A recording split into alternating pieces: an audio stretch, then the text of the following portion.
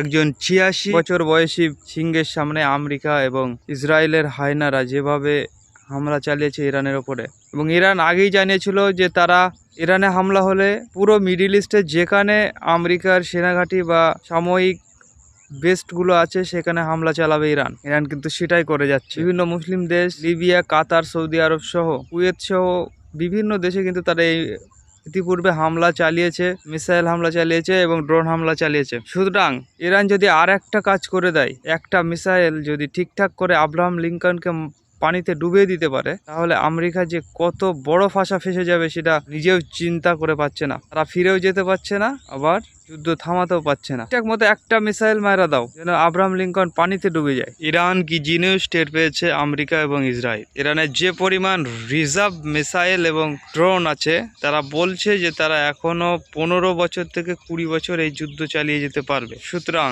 সাপের লেজে পা দিয়ে ছোবল খাবার মতো হয়েছে। মনে করেছিল ভেনেজুয়েলার মতো করবে, ইরাকের মতো করবে, অনেক অ্যাডভান্স।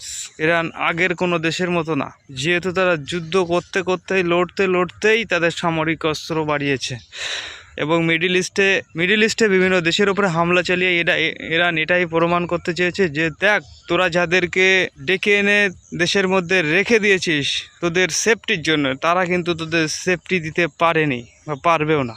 কাতার, কুয়েত, ইরাক, লিবিয়া যেভাবে মার্কিন